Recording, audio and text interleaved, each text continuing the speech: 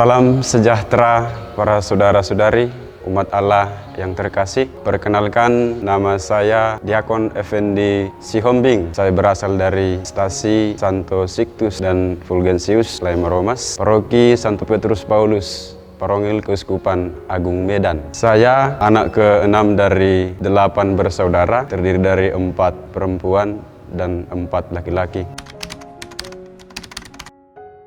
Dalam peziarahan panggilan ini, saya memilih moto hingga pada menuju jenjang imamat ini, yaitu dari Yohanes 21 ayat 15. Benar Tuhan, Engkau tahu bahwa aku sungguh mengasihi Engkau.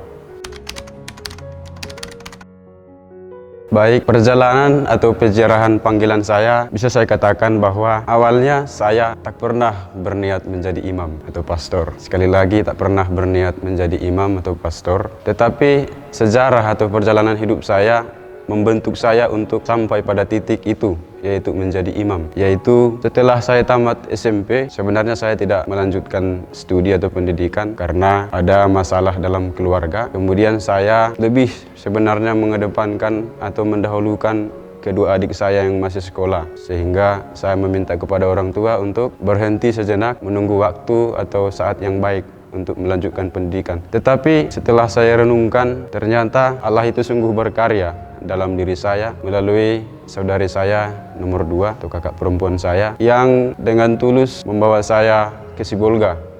Dari kampung ke Sibolga, awalnya saya diberitahu bahwa saya bukan untuk sekolah, tetapi untuk bekerja. Tapi sampai di Sibolga, apa yang terjadi? Ternyata saya dianjurkan untuk sekolah, dan akhirnya sekolah di SMA Katolik Sibolga, tinggal di Pastoran Katedral Santa Teresia Sibolga kurang lebih 3 tahun. Pengalaman hidup bersama imam, para pastor, para frater yang mungkin datang dan pergi selama di paroki katedral membentuk dan melahirkan niat atau bibit panggilan dalam diri saya. Tentu saya merefleksikan bahwa panggilan itu berasal dari pengalaman perjumpaan dengan orang, terutama perjumpaan dengan para imam diosesan dalam konteks Keuskupan Sibolga. Meskipun demikian, memang ada mulai tumbuh niat ketika hidup bersama dengan para pastor, tetapi belum ada keputusan bulat dari saya untuk setelah tamat SMA saya melanjutkan pendidikan untuk menjadi seorang calon imam. Tamat SMA kelas 3, setelah saya menerima kelulusan, sebenarnya saya ditawari untuk kuliah di Unimed karena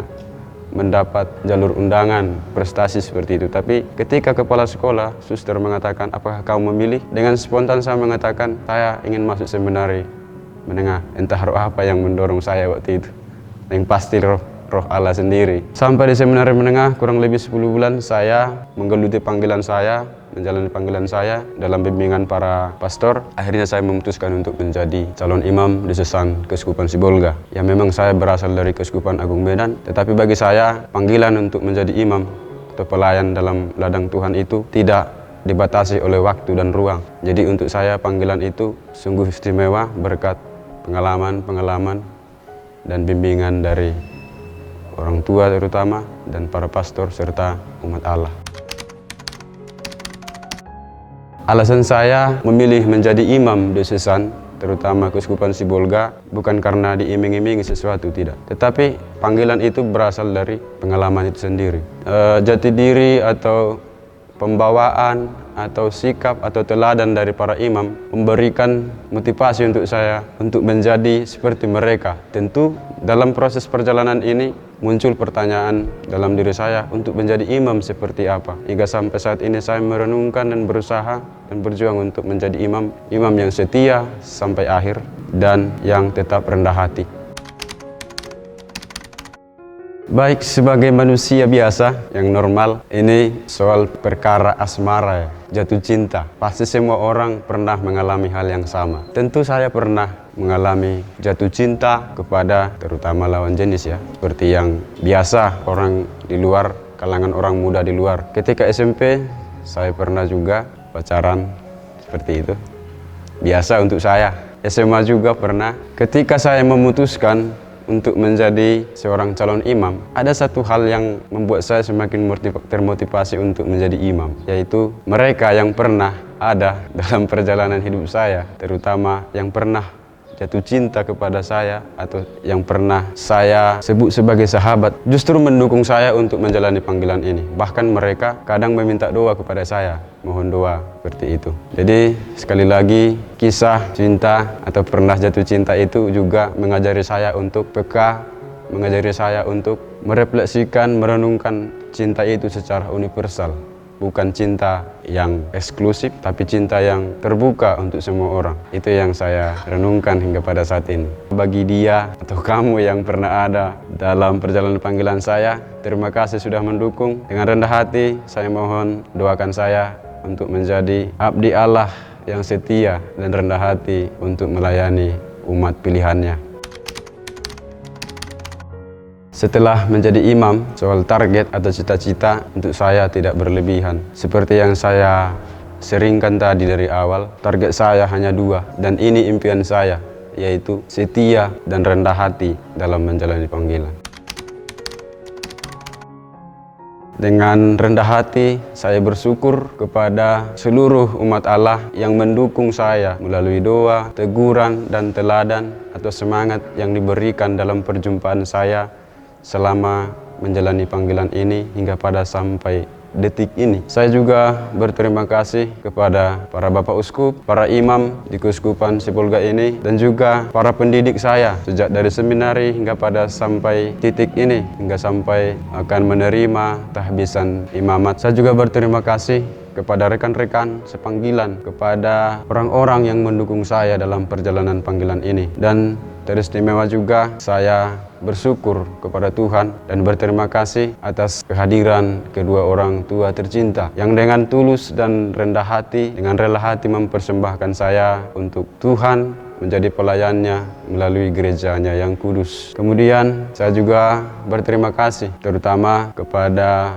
tim Komsos Paroki Santo Yosep Pandan yang dengan tulus ikhlas dan kerja kerasnya memberikan kami semangat, para diakon memberikan kami motivasi untuk tetap bersemangat dalam menghadapi, terutama dalam mempersiapkan tahbisan imamat ini. Karena kalau kita melihat sekarang, kita semua pasti mengalami situasi atau kondisi dunia sampai saat ini karena pandemi COVID-19 semua agak terbatas, tetapi Komsos Paroki Santo Yosep Pandan masih berusaha untuk memberikan yang terbaik untuk meneguhkan atau untuk menggenapi kerinduan umat yang tidak bisa hadir secara langsung dalam tahbisan imamat nanti. Kemudian yang terakhir, ini harapan untuk kaum muda ini penting. Saya terinspirasi dengan apa yang pernah diungkapkan oleh Santo Yohanes Paulus II. Pernah mengatakan begini, jangan takut sebab Kristus beserta kita. Saya melihat bahwa situasi dunia sekarang, situasi kita sekarang, terutama orang muda kurang berani untuk menunjukkan jati dirinya karena banyak ketakutan-ketakutan dan belum berani atau pasti untuk menunjukkan jati dirinya sebagai generasi penerus gereja, terutama untuk dengan terbuka hati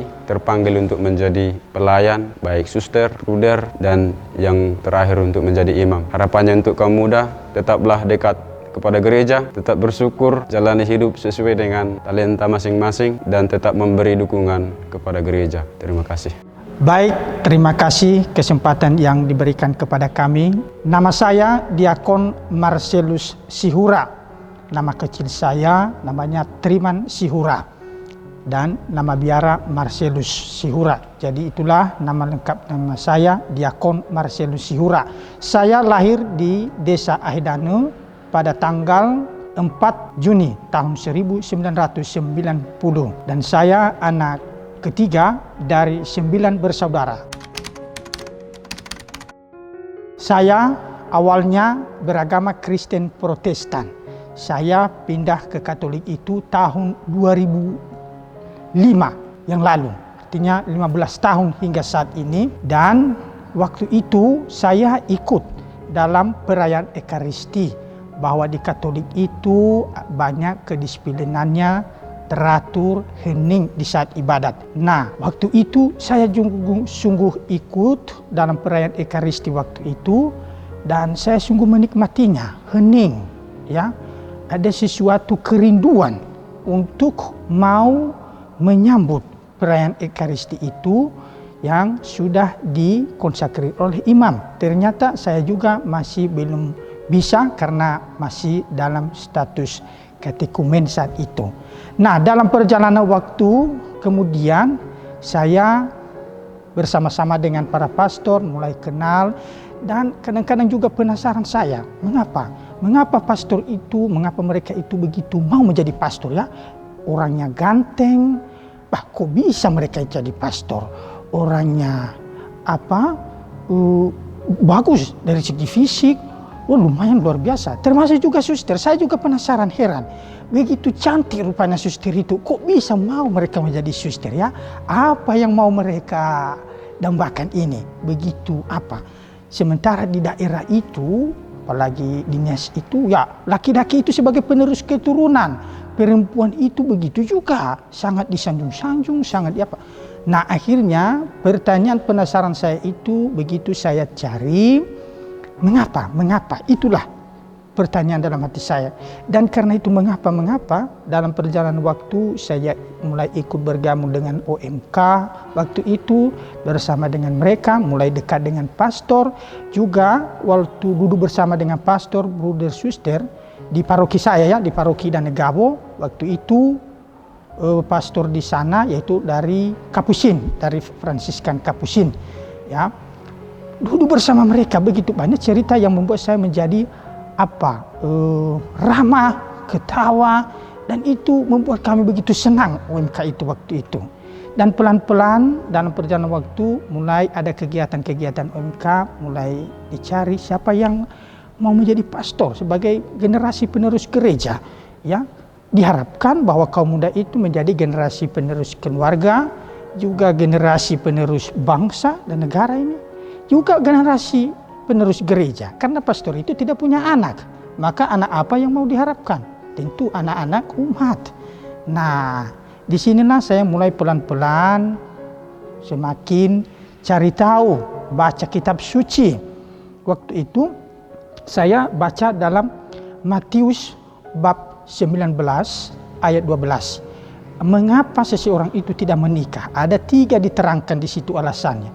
Yang pertama, dia tidak menikah karena demikian dia dalam rahim ibunya. Kedua, dia tidak menikah karena demikian diperlakukan orang dia. Bisa dalam arti katanya waktu itu dikebiri. Tetapi ada orang tidak menikah ya karena hal kerajaan surga. Itulah salah satu alasannya mengapa pastor itu tidak menikah dan mau menjadi pastor. Ya. Kemudian saya begitu mencari lagi. Lalu apa upahnya ya? Apa upahnya? Dan itulah yang membuat saya menjadi semakin lagi teguh, yaitu di ayat 29 itu, Matius bab 19 ayat 29 itu. Di sana dikatakan bahwa barang siapa yang meninggalkan istrinya, anak-anaknya, keluarganya, bahkan hal-hal yang lain, bisa dia mendapat 100 kali lipat dan memperoleh hidup yang kekal. Dan inilah yang membuat saya menjadi semakin tertarik untuk mau menjadi pewarta Tuhan dan mau bercita-cita waktu itu untuk mau menjadi seorang pastor, untuk mau menjadi seorang imam biarawan Kapusin. Jadi waktu itu sebelum kami masuk ke novisiat, kami diberi syarat bahwa ya ditukar nama. Itu artinya juga mau masuk biara, mau menjadi teladan hidup. Ya. Nah, saya buka di buku Orang Kudus, saya temukan itu Santo Marcellus dan singkat sedikit tentang biografi hidupnya. Dia adalah seorang perwira. Lalu waktu itu dia ditangkap dan dikatakan kepada dia bahwa dia harus menyembah dewa. Tetapi dia mengatakan dengan penuh optimis, aku sama sekali tidak menyembah dewa. Aku hanya mengabdi Tuhanku Yesus Kristus. Dan saat itulah dia ditangkap dan dibunuh. Dan dia menjadi martir. Maka semangatnya itulah saya mau meneladani, semangat rela berkorbannya itu. Bahwa dia seorang perwira, pejabat, dia relakan itu demi imannya kepada Yesus Kristus Tuhannya, dan Tuhan Yesuslah yang dia abdi itu. Nah, baik, terima kasih imam yang bagaimana untuk dihidupi. Ya, kita hidup seturut kehendak Tuhan, bukan kehendakku. Tentu kehendak Tuhanlah yang perlu kita cari. Dan itu pelan-pelan nanti sebagaimana juga diharapkan oleh gereja juga, bahwa jadilah imam yang baik dan benar. Jadilah imam yang bahagia. Jadilah imam yang mewartakan kehendak Tuhan, dan juga untuk melayangkan sakramen-sakramennya demi membangun kerajaan Allah. Dan ini harapannya selalu kita berdoa, kita mohon Roh Kudus yang senantiasa membimbing kita. Itulah pembimbing utama kita. Mudah-mudahan inilah cita-cita kita ke depan untuk semakin mencari kehendak Tuhan. Apa yang Tuhan kehendaki dalam hidupku, apa yang Tuhan mau untuk aku lakukan sebagai seorang hambanya, sebagai seorang imamnya kelak. Saya sungguh bersyukur dan berterima kasih kepada Tuhan, karena Tuhanlah ini semua yang membuat bisa berjalannya proses pendidikan saya untuk mau menuju ke tahap tabisan imamat ini. Dan itu saya bersyukur kepada Tuhan. Sungguh Tuhan itu maha kasih, maha pengasih, dan maha penyelenggara. Kepadanya lah kita selalu bersyukur, karena bagaimanapun kekuatan manusia hanya mampu merancang, tapi Tuhanlah yang menentukan. Maka sekali lagi saya bersyukur kepada Tuhan dan tentu kepada kita semua.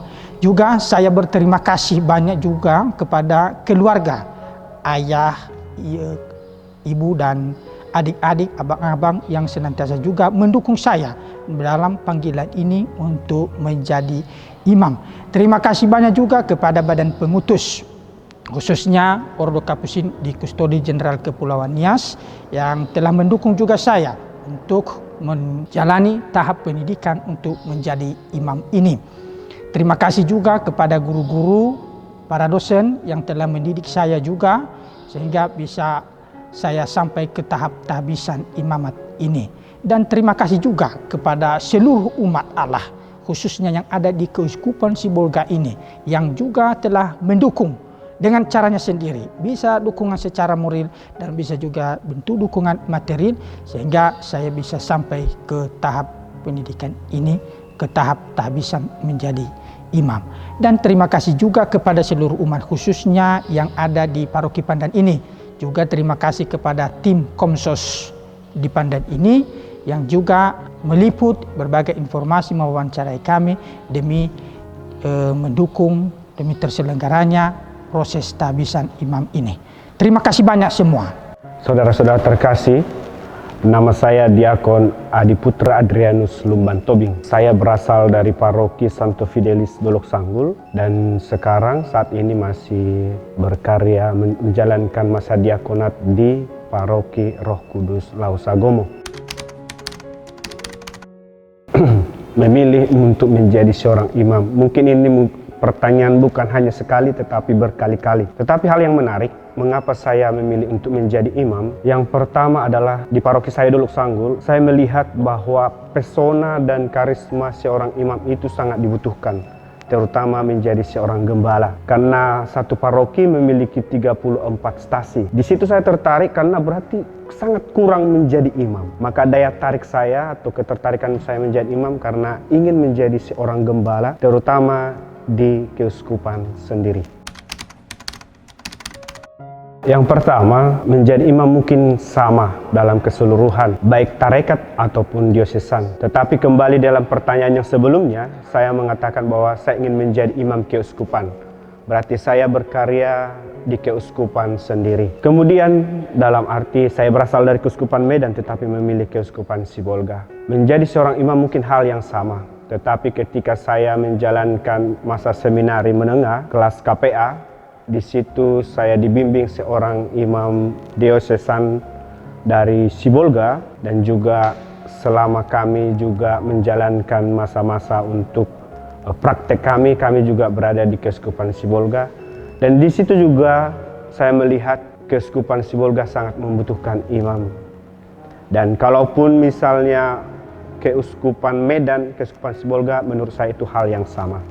Hanya saja mungkin saya lebih memilih Keuskupan Sibolga karena pendidikan yang saya dalami berada di Keuskupan Sibolga. Moto tahbisan saya ambil dari Injil Matius 11 ayat 29b. Belajarlah daripadaku karena aku lemah lembut dan murah hati, maka kamu akan mendapat ketenangan. Moto ini saya ambil Mungkin dari latar belakang saya yang ingin selalu belajar lebih rendah hati, dan juga saya ingin lebih belajar bagaimana seorang imam yang memiliki sifat yang rendah hati dalam menggembalakan umat-umatnya. Imam yang diharapkan atau yang dihidupi? Mungkin ini pertanyaan yang sangat menarik. Selama saya menjalankan masa diakonat di Paroki Roh Kudus Lausagomo, saya memang mengalami banyak hal, terutama berpastoral ke stasi, baik itu melewati sungai, melewati gunung, bukit. Di satu sisi juga ketika kami di paroki itu umat datang selalu berdoa, minta doa. Di situ saya bisa menarik kesimpulan, saya ingin menjadi imam yang sungguh-sungguh memberi hati bagi umat, terutama dalam hal hidup doa. Kemudian juga membangkitkan iman umat dengan pastoral yang setelah saya jalani. Kalau bagi saya memang secara khusus setiap di paroki saya selalu memberikan aksi panggilan ya. Terutama secara khusus saya orang Batak berkarya di Nias. Itu hal yang sangat mudah bagi saya untuk aksi panggilan. Bagaimana mungkin saya dari daerah jauh yang datang kalau bukan karena minim imam di daerah sendiri. Jadi imam pribumi terutama di daerah Nias sangat minim. Nah, itulah kesempatan saya untuk memanggil mereka bahwa menjadi imam itu sangatlah menarik. Imam itu sangatlah dibutuhkan, terutama dalam situasi sekarang ini. Umat itu sangat membutuhkan doa dan juga membutuhkan dukungan seorang gembala. Kalau dalam panggilan saya tidak memiliki tantangan karena memang paroki saya, Paroki Dolok Sanggul, sangat subur dalam hal panggilan. Di satu sisi juga pastor di sana sangat memberikan motivasi kepada orang tua agar membangkitkan semangat panggilan bagi anak-anaknya, dan juga orang tua secara terbuka apabila anaknya memilih untuk menjadi seorang imam ataupun suster, orang tuanya akan memberikan jalan dan juga mendukung secara pasti. Baik, saya mengucapkan banyak terima kasih, terutama kepada Tuhan, karena masih memberikan kami semangat, memberikan kami dukungan dalam hal menjalani pastoral dalam masa pandemik ini. Kemudian juga memberikan pintu bagi kami untuk menerima rahmat dari Allah, menjalankan dan menerima urapan kasih-Nya, yaitu tahbisan imamat. Kemudian juga ucapan terima kasih bagi saudara dan saudari yang turut berpartisipasi dalam membentuk dan juga menjalankan misi terutama tahbisan imam ini. Saya sangat berterima kasih dengan itu. Kemudian juga kepada orang tua, saya berterima kasih sekali karena dengan dukungan orang tua, maka sampai sekarang saya masih bisa dengan penuh semangat menjalankan misi, yaitu menjadi imam di hadapan Allah. Salam sejahtera untuk kita semua. Perkenalkan, nama saya Diakon Antonius Marga Sihotang. Saya berasal dari Samosir, tepatnya di Kampung Sihotang. Berasal dari Paroki Pangururan. Hobi saya itu suka bernyanyi ya.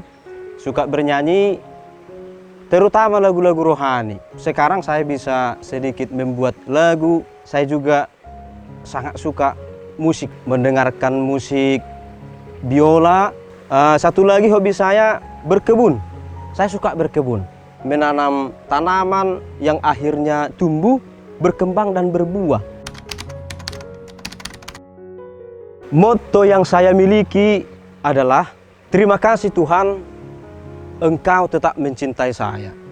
Ini adalah motto yang terbaik yang saya miliki hingga saat ini. Saya sungguh menyadari proses saya hingga saya pada saat ini bisa diberi kesempatan oleh Tuhan untuk menerima tahbisan imam nanti, itu semua karena cinta Tuhan. Awalnya saya tertarik menjadi seorang religius, atau katakanlah tertarik mau jadi pastor. Sebenarnya ini sudah ada sejak saya kecil, masa sekolah minggu. Tetapi saya tidak tahu ketika saya masa SMA, cita-cita itu berubah.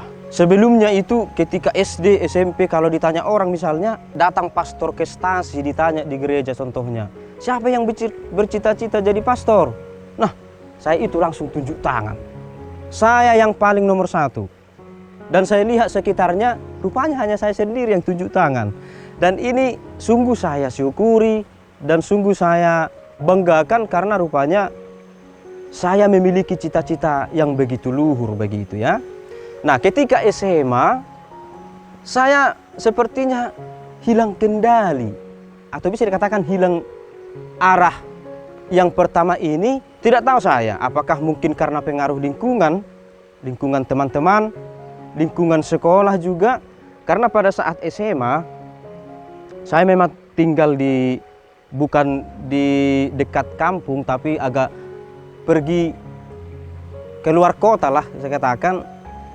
Untuk sekolah di SMA, di sana memang bertemu dengan banyak teman, kemudian juga pemikiran juga banyak yang mendukung untuk melanjut begitu. Dan nyatanya ketika kelas 3 SMA, cita-cita itu memang hilang, cita-cita jadi pastor. Sebuah perguruan tinggi di Medan, perguruan tinggi kimia Indonesia, nama kami berdua sudah dimasukkan di sana. Itu karena jalur melihat nilai rapor yang cukup bagus begitu. Dan saya mengikuti itu, saya tetap mengikuti itu. Dan saya katakan kepada orang tua, bahkan abang juga sangat mendukung supaya saya tetap melanjutkan kuliah begitu. Nah, pendek ceritanya, saya pergi ke Medan, tapi sebenarnya bukan hanya untuk mengejar yang perguruan tinggi kimia itu, tapi mau mengikuti jalur. Kalau dulu kami itu dikatakan SPMB, kalau sekarang itu seleksi masuk bersama perguruan tinggi.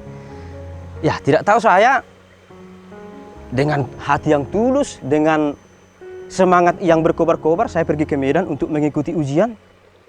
Nyatanya saya tidak masuk, begitu ya. Saya tidak masuk seleksi. Tapi karena semangat mau kuliah ini, mau melanjut ini sangat-sangat berkobar-kobar dalam hati saya. Dalam hati saya tertargetkan tahun depannya saya akan mencoba lagi untuk ujian SPMB. Dan abang juga mengatakan sambil menunggu tahun depan, cobalah ambil les bahasa Inggris misalnya, atau les-les yang lain. Dan pada saat di Medan, lebih kurang 5 bulan saya mengikuti les bahasa Inggris begitu. Pendek ceritanya, disinilah misteri panggilan itu. Apa misterinya? Ketika saya sudah hampir selesai menamatkan les bahasa Inggris, tiba-tiba ya, seperti petir di siang hari, panggilan yang sudah ada sejak kecil ini sampai SMP, SMA itu datang kembali. Datang kembali ke dalam hati saya, ke dalam pikiran saya, mengubah seluruh hidup saya. Dan saat itu, tidak tahu saya entah mimpi apa saya malam itu. Paginya itu, saya langsung berputar haluan, menelepon orang tua, menelepon abang. Saya katakan, saya mau pulang ke kampung, saya mau masuk seminari. Saya mau jadi pastor, begitu ya. Dan ketika ini saya katakan kepada abang saya, yang saat itu tinggal di Jakarta, apa yang dikatakan spontan? Kalau kau masuk ke situ, saya tidak menganggap kau adikku lagi, katanya. Kejam ya, kejam. Dan saya kasih tahu kepada orang tua di rumah, mereka seperti tertawa.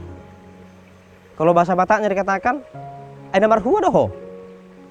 Nah, itu dikatakan karena saking semangatnya saya awalnya mau melanjut dan abang juga sudah mendukung semua, kok tiba-tiba jadi mau pulang, mau jadi pastor. Nah, akhirnya dengan seluruh keadaan yang tidak mendukung saya pada saat itu, ya namanya saya katakan tadi misteri, saya tidak ambil pusing. Bahwa saya harus pulang ke kampung, saya mau masuk jadi pastor. Nah, akhirnya apa yang terjadi, memang itulah saya katakan tadi, Tuhan yang mencintai aku itu selalu mengarahkan saya kepada jalannya begitu. Ya mungkin pada saat itu bukan itu yang terbaik. Datang Tuhan dengan rohnya mengubah hati saya, diarahkan saya, ini cita-citamu. Nah, ini cita-citamu, rupanya apa yang dikatakan Tuhan itu, itulah sebenarnya yang terbaik. Kadang yang kita pikirkan itu belum tentu yang terbaik. Nah, pendek ceritanya, saya pulang, saya melamar, dan akhirnya sampai di tempat ini. Dulu, saya tidak mengenal Ordo Kapusin, OSC, Projo, SJ, SVD, dan masih banyak lagi ordo-ordo lain. Saya tidak mengenal itu. Yang hanya saya kenal dulu itu hanya pastor. Tidak ada yang lain. Jadi ketika orang mengatakan saya misalnya dianjurkan masuk bruder, saya tidak tahu apa itu bruder, apa itu Kapusin. Di hati saya itu hanya mau jadi pastor. Nah, akhirnya lambat laun ada orang yang membawa saya ke persaudaraan Kapusin, dan disitulah saya ditanamkan nilai-nilai kekapusinan, semangat Kapusin, spiritualitas Fransiskan, dan akhirnya rupanya saya sangat menyenangi itu. Apa yang bisa saya katakan semangat yang bisa membuat saya tetap bertahan dalam Kapusin? Yang pertama, kesederhanaan. Sederhana itu artinya sederhana dalam berkata-kata, sederhana dalam hidup, sederhana dalam pakaian juga. Karena kami hanya memiliki jubah yang coklat yang manis ini. Jadi kemana-mana ini yang akan kami banggakan. Tidak ada yang lain, begitulah. Jadi di situ saya melihat sederhana itu membuat saya bahagia begitu. Selain masih banyak lagi ciri-ciri khas spiritualitas Kapusin yang pelan-pelan membuat saya semakin kuat, semakin bahagia dalam persaudaraan Kapusin. Sebagai manusia yang normal, saya laki-laki, bukan perempuan ya. Jelas, saya punya kumis, saya punya jenggot di sini. Kalau masih saya ingat, jatuh cinta yang pertama sekali saya alami itu sejak kelas 3 SMP. Suasananya tahulah, masa-masa puber kan, masih masa-masa cari perhatian, belum serius-serius begitu.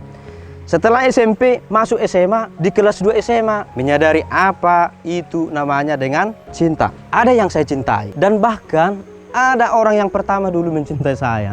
Pernah pertama sekali mengirim surat kepada saya, dan di dalamnya itu berbicara tentang love. Sampai kelas 3 tetap ada. Dan bahkan yang paling berkesan untuk saya, ketika saya masuk ke biara, cinta ini tetap tinggal di dalam hati saya begitu. Cinta si dia. Tapi kenapa bisa saya bertahan sampai sekarang? Kan seorang biarawan itu nggak bisa pacaran dong katanya. Apa solusinya? Nah, cinta yang ada itu menjadi pendukung bagi saya. Bukan menjadi pengganggu, bukan menjadi sesuatu yang menghalangi saya menjalani panggilan ini. Tidak. Justru ketika saya mengingat itu, saya bersyukur. Saya bersyukur bahwa saya memiliki cinta dan mampu mencintai. Dan juga ada yang mencintai saya. Walaupun sebenarnya cinta itu lebih spesifik, lebih khusus dia. Nah, rupanya lambat laun di dalam biara saya menyadari ini terus berjalan. Dan ketika mengucapkan kaul kekal, disinilah segalanya dilepaskan. Ketika itu memang satu hari sebelum pengucapan kaul kekal, disinilah kami mengatakan yang sebenarnya. Akhirnya saya berputar pikiran, saya berpikir-pikir, saya pikirkan sambil berdoa saya, rupanya cinta yang lebih besar itu rupanya bukan si dia, tetapi dia yang telah memanggil saya sejak saya kecil. Itulah yang menjadi cinta saya sampai sekarang, yaitu Yesus yang tetap mencintai saya mulai sejak dia memanggil saya hingga sampai dia memilih saya saat ini. Saya pernah jatuh cinta. Terima kasih buat kamu-kamu yang pernah satu hati dengan saya. Saya bangga dengan itu, pernah mengalami hal seperti itu menjadi pengalaman yang terindah untuk saya. Target saya setelah menjadi imam, setelah ditabiskan nanti, yang pertama adalah saya akan lebih baik lagi, saya akan lebih serius lagi dalam menjalankan segala tugas, karya, dan pelayanan saya. Kemudian yang kedua, saya akan lebih intensif membina hubungan saya dengan Dia yang memanggil saya. Dengan bantuan Roh Kudus, saya berjanji akan lebih intensif lagi untuk membina hubungan dengan Dia. Iya, terima kasih sebanyak-banyaknya. Yang pertama tentunya kepada Tuhan atas rahmat dan kesehatan yang masih diberi kepada saya hingga pada saat ini. Kemudian yang kedua kepada keluarga saya. Kepada keluarga saya ini masih saya khususkan, yaitu kepada ibu yang sangat saya cintai. Bapak saya sudah pergi 6 tahun lalu. Jadi yang tinggal sekarang adalah ibu yang sangat mencintai saya dan yang sangat saya cintai. Ibuku inilah yang sangat-sangat mendukung saya, memberikan nasihat, mendoakan saya pagi, siang, malam, tak henti-hentinya memberikan support kepada saya. Saya sungguh yakin dengan dukungan ibu saya ini, saya bisa bertahan. Bisa saya katakan kalau bukan karena doa ibu saya yang begitu tulus, mungkin dengan berbagai tantangan, dengan berbagai pergulatan, dengan berbagai krisis yang sering saya alami, saya sudah lama mungkin meninggalkan panggilan ini. Tapi di hati saya tetap menanamkan itu semua karena doa ibuku yang tulus, yang selalu mendukung panggilan saya. Kemudian terima kasih juga kepada seluruh umat Katolik ya, yang mendukung saya, yang pernah saya layani. Bisa saya katakan selama kurang lebih 11 tahun, sudah sedikit banyak umat yang saya layani dan yang mengenal saya. Sekurang-kurangnya ketika studi di Siantar, pergi merasul ke stasi-stasi, kemudian ketika masa top di Paroki Tumbajae, di sana juga hampir semua stasi sudah saya jalani. Terima kasih kepada kalian semua, Bapak, Ibu, saudara-saudariku, adik-adikku, semualah kalian sangat saya cintai dan sangat saya banggakan. Saya tetap mengharapkan doa-doa kalian semua umatku, agar kiranya saya tetap kuat dalam menjalankan segala tugasku, dan begitu juga saya tetap mendoakan Anda semua.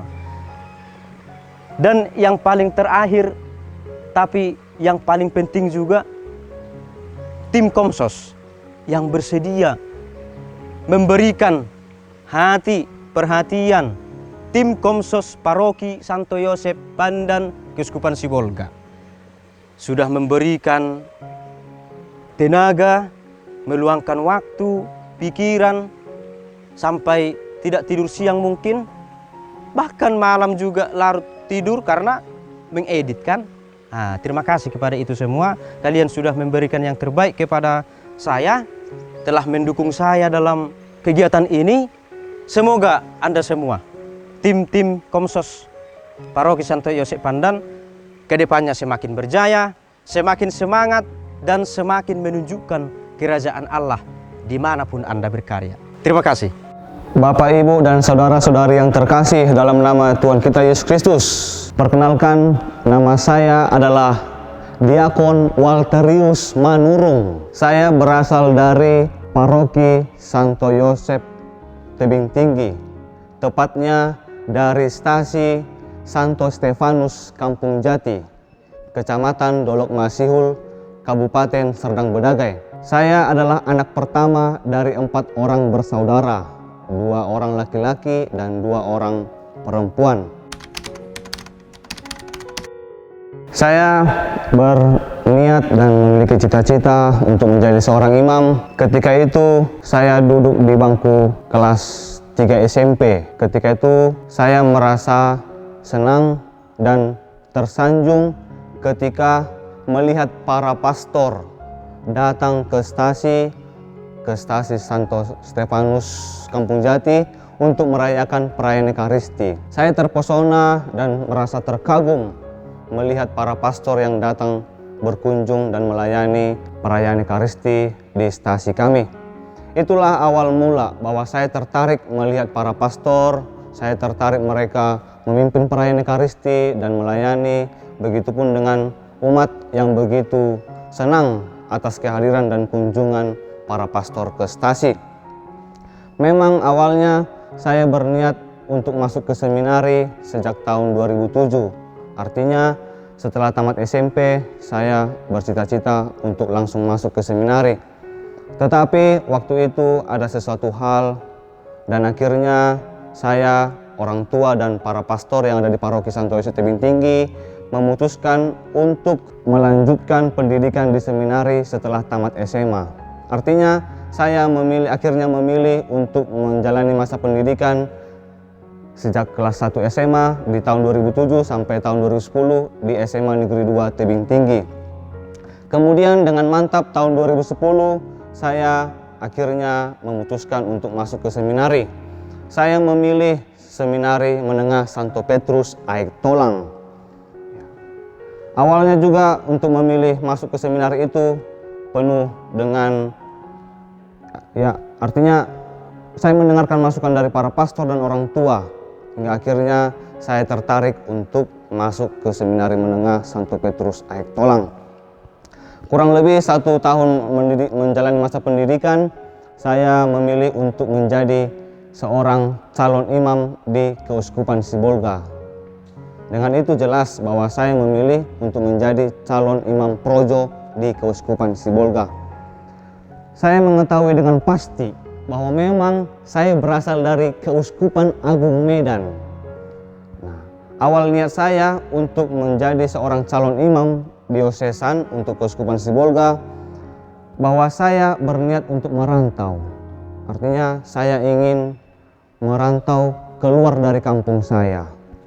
Dengan itu juga saya percaya bahwa setelah bersharing dengan para pastor, orang tua, dan akhirnya saya sendiri dengan berani memutuskan untuk memilih menjadi seorang calon imam diosesan untuk Keuskupan Sibolga. Saya juga percaya bahwa Roh Kudus yang menuntun saya sehingga saya mendengar suara dan bisikan atas tuntunan Roh Kudus itu juga yang mengarahkan saya, menuntun saya untuk memilih Keuskupan Sibolga. Artinya seluruh hidup saya berkarya dan siap untuk menjadi seorang imam di Keuskupan Sibolga yang tercinta ini. Adapun moto yang saya hayati dan saya hidupi selama menjalani proses pendidikan mulai dari tahun 2010 sampai saat ini, yaitu moto panggilan saya dari kitab Mazmur 54 ayat 6. Bunyinya, sesungguhnya Allah adalah penolongku, Dia Tuhanlah yang menopang aku. Dengan itu sesungguhnya saya percaya bahwa Allah lah yang menjadi penolong dalam hidup saya dan yang selalu menyertai menuntun langkah saya untuk tetap setia menjadi seorang calon imam diosesan. Hingga saat ini saya menjalani masa diakonat di Paroki Santo Bonifasius Alasa, Kabupaten Nias Utara, dan saya sungguh mengalami rahmat istimewa yang berasal dari kemurahan hati Allah. Allah sendiri yang menolong saya dan tetap setia menolong saya hingga saat ini, walaupun banyak godaan dan beraneka ragam pergumulan dalam hidup, tetapi saya percaya bahwa Allah selalu setia menolong dan menopang hidup saya hingga pada saat ini. Saya dengan pasti, dengan siap menyatakan bahwa saya setia untuk menjalani panggilan Tuhan dan dengan siap juga untuk ditahbiskan menjadi seorang imam diosesan di Keuskupan Sibolga yang tercinta ini.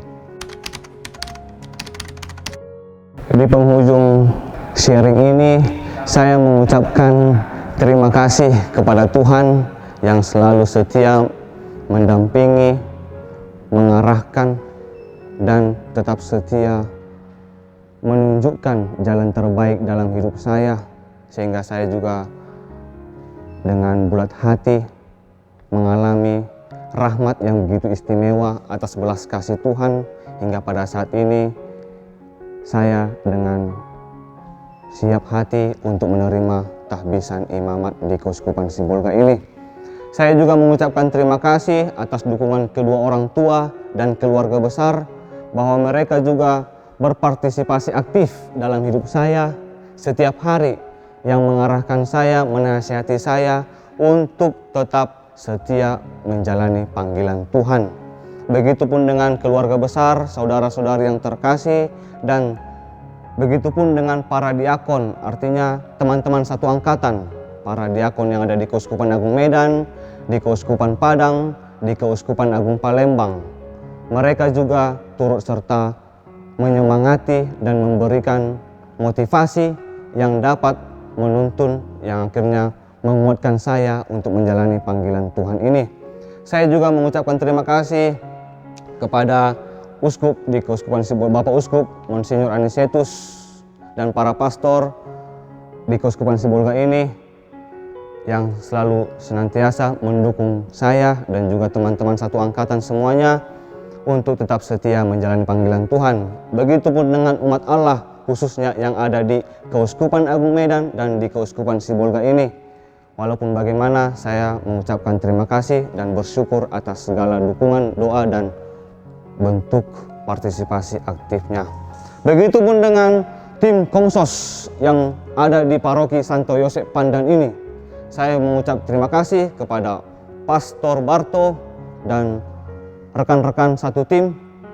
Untuk itu semua saya ucapkan terima kasih.